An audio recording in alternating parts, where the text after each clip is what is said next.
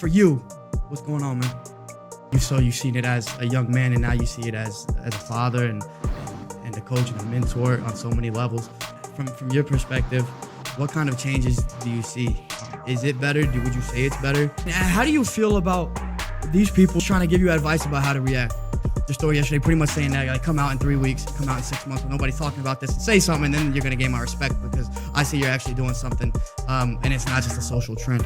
Look away from Kobe Bryant. Those Allen Iverson, those aren't guys to look up to. Go look up to Steve Nash, look up to Brian Urlacher, look up to Tom Brady. You're 13 years old, and with something like that where it's just so inhumane, it's so senseless, how do you rationalize that? I just want your perspective real quick on what these people can do. It just starts by, one, listening. I advise people to listen to someone's story. I got detained about 10 years ago using a self-checkout line for items I had clearly bought. And it was because I had a hoodie on and I just got my hair cut, had a do-rag on. And so now for 10 years, I show my receipt and clearly place it in the bag. And these are things I taught my kids. And it has continued to be taught. You know, my older cousin, Tyrone, he was shot by the police. Just got off work, walking home. They stopped him, beat him, and shot him. We still haven't got any answers of the family. My prayers are still always, with my cousins, his, immediate family as well. So yesterday, I was tired. I had some work I had to do. I went out, I put my clothes on. I had a hoodie on. I had a gray hoodie on. The fact that my mother saw me in a hoodie after everything that's gone on this weekend and broke down in tears. I was going out to get a roll of tape so that we can send packages out. I went to Texas Tech, so driving through West Texas isn't the best thing to do. You know what I'm saying? Stopping in small towns isn't the best thing to do. You know what I'm saying? Because I'm scared when I get off the car, like, people just gonna look at me.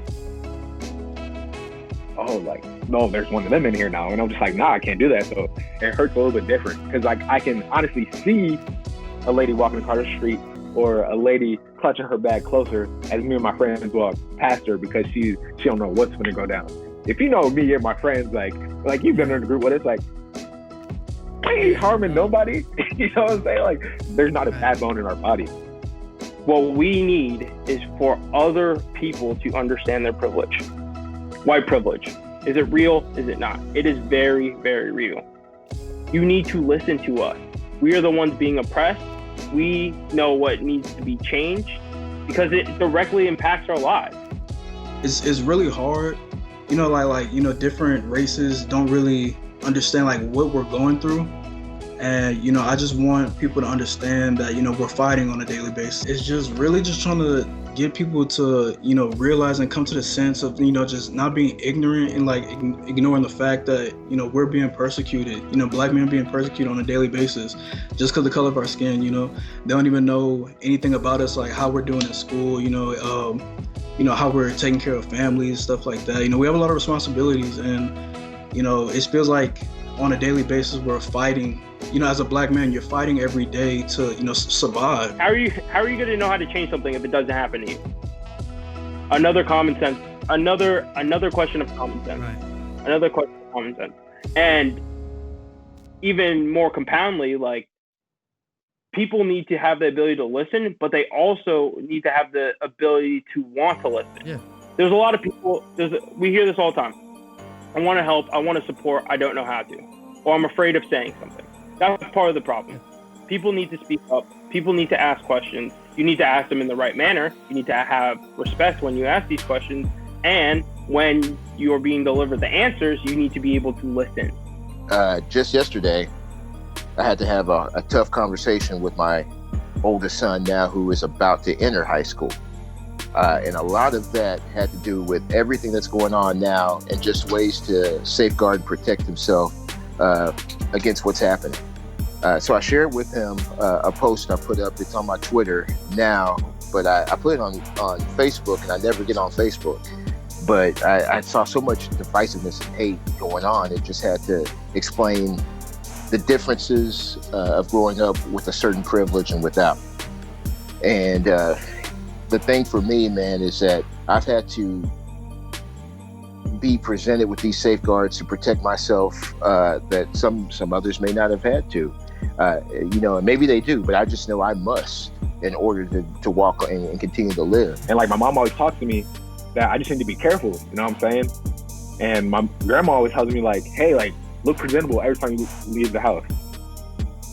Because you don't know what's gonna happen. You don't know how people are gonna portray you. Just like earlier today, like I drove past a cop and I just like kind of tightened up a little bit. I ain't do nothing, but I was just a little nervous because I'm just like, hey man, I don't know what's about to happen right now. I ain't do nothing, but who knows what if that cop's having a bad day or a good day. Just knowing that, how I act and how I, portray myself could really, be a threat to someone. So that's what scares me, It's like, I got ear piercings, tattoos, dreadhead hair, so like, people, I've been told before, that looks scary and stuff. And I'm just like, I'm over here smiling, I'm smiling every day. It is completely a way of marginalizing you from who you aspire to be. The views that people have amongst African Americans, because there's a lot of African Americans out here doing some great things that aren't being talked about. But all America wants to portray is black people, the hood, the ghetto, all they rap about is sex, money, and drugs. That's all they want to portray. You know what I'm saying? But they don't want to portray one of my best friend's dads being an African American dad, being a pastor of a church. He's a lawyer as well. Now he's starting to get his doctorate as well. Another doctorate on top of the lawyer doctorate that he has. But they don't want to portray that type of thing. You know what I'm saying? Like if all they want you to see is a mugshot of a black person, that's all you're gonna see. Why is that when a cop kills an African American man, it's always a negative picture? Right. These networks, they portray what they want to portray. So what is the answer? How do we get people to show empathy, respect one another, get to know people personally instead of based upon how they look? How do we make that happen? And I don't have the answer right now. Racism is now embellished into every aspect of our livelihood. It's in our schools and our education systems. It's in our healthcare systems. It's in our recreational systems. It's in our justice system. And we're seeing that. We have a point blank view of it happening right now in Minnesota. These protests are bringing social awareness, but the protests are nothing compared to what needs to happen. Yeah, right. You know what I'm saying? Like a protest on social media, but in the grand scheme of society, what does a protest have to do with social problems that we're having? It just brings awareness to those problems. Now, what are we about to do to change those problems? You know what I'm saying? And I want people to honestly, like I said, you talking the talk right now, but you better walk the walk with it too. You feel me? I just want this to be pursued for the long term and not just something that was, Black Lives Matter for, 2 weeks and then nothing else. So just want to make sure, that we really stand behind this movement. The biggest concern I have is that this all goes by the wayside. Seeing these companies is just like, yeah, you're saying you're supported, but what are you going to do as a company to help propel the movement, to help African Americans achieve the things that they need to achieve? Okay, you give some lump sum of money. Okay, cool, but that's not going to touch every individual person in this country. Things that are going to touch each person in this country is supporting young black entrepreneurs. You know what I'm saying? Like teaming up with them, taking them under your wing and showing them, hey, we see you doing A, B, and C, but let me give you the little middle bread. Let me give you the ham and cheese so you can make a full sandwich. You know what I'm saying? Like, let me take you under my wing and show you the way to go so you can be up here with us, big dogs and stuff like that. So my question to companies, my call to action is, what are y'all going to do to help propel our lives so we're not fighting the struggle anymore? You know what I'm saying? Like, what opportunities are you going to present? I feel like it's all really just pity, they feel bad for us at the moment, but you haven't felt bad for us, all these years.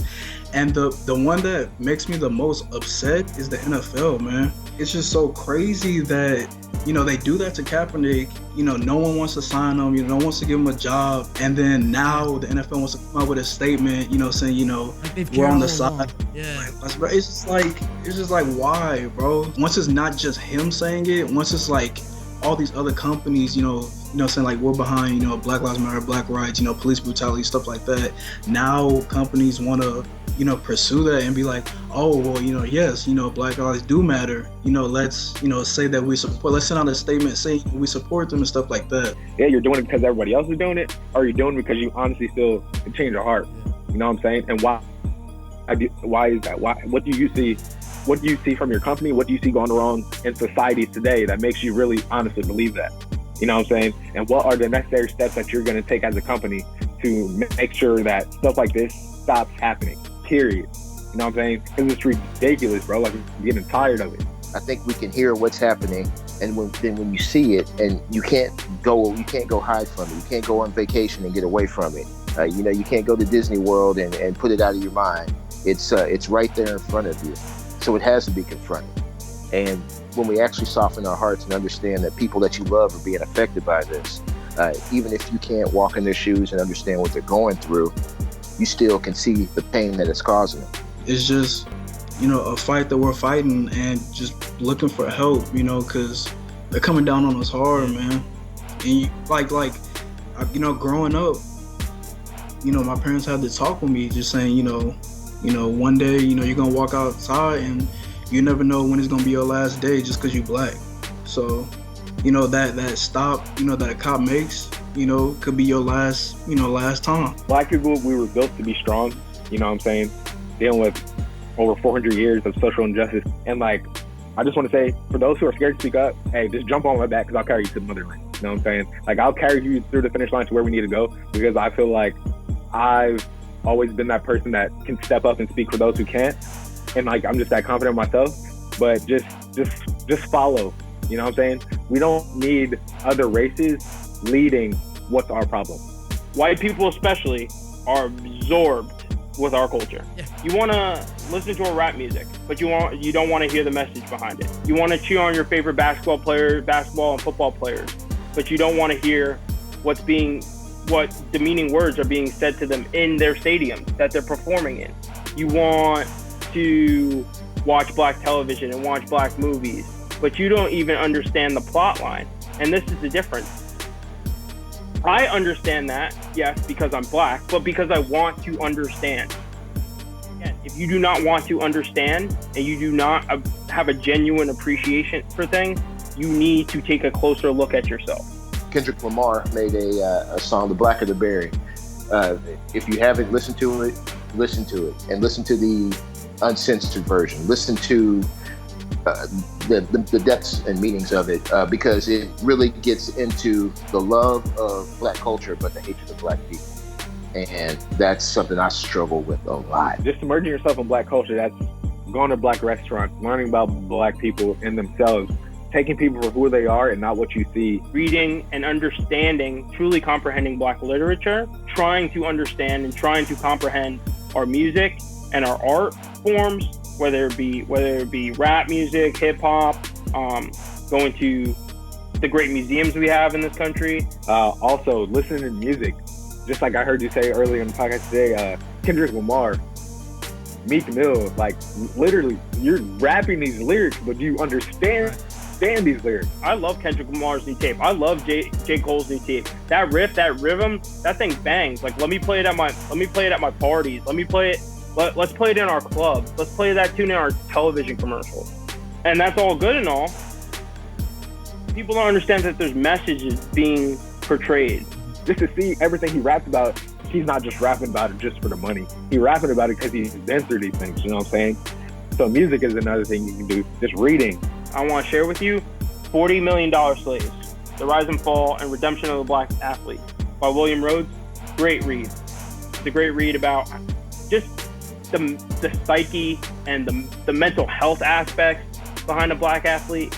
The fact that they have to go out and play a certain amount of games and not be with their families, not teach their sons what to do when a cop stops them, not have the ability to be with their daughters. They're traveling the country and they're risking their bodies. They're really risking their lives when you think about it. Yeah. And what do they get in return? Owners that don't support them, fans that don't support them, fans that just see them as entertainment. The other book I'm reading is Losing My Cool. And honestly, for my black brothers and sisters out there, it's a great book. It talks about how embodied we've become with like, the hip hop culture and how we have to understand and how it relates to us. No matter where our privileges may lie, no matter where we come from, where we're working, who we associate with, who we don't associate with. Two really great reads, and honestly, that's the lead into the book. The Hate You Give gives a huge insight into police brutality and the systematic setup. I won't say anything about it. I just say go watch it. It's important. Artists like J. Cole. J. Cole was on the front lines in North Carolina at a march. And this is someone who doesn't have to do anything. He's privileged in his wealth. He doesn't have to be out there standing up for what's right, but it's because it's what he truly is. Read The Coffee Bean. If you're going through what you're going through right now, there's a book by Damon West and John Gordon. So if you're struggling with what you're struggling with and what you're seeing, it shows you how to be the ripple and affect change, not just be the person who lets things happen to them. So those are my recommendations. I like listening to podcasts. I mean, if you really, want to take a deep dive into, what's really been going on and to get like an in-depth, perspective from it, I'd say listen to a podcast. That's my favorite. So, yeah.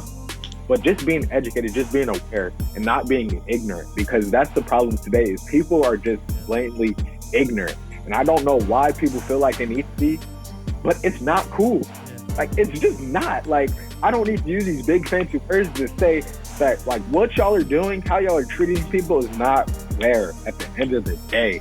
If you love your neighbor, if you love thy neighbor, if you love, all humans as yourself, you'd stand for what's right. I don't think anyone in their same mind would think everything that's going on right now is right. It's just terrible times that we're going through right now. It's just really extreme measures, so just one to, stop, ease the tension a little bit, but I don't know where it's gonna go from here, honestly. I don't know.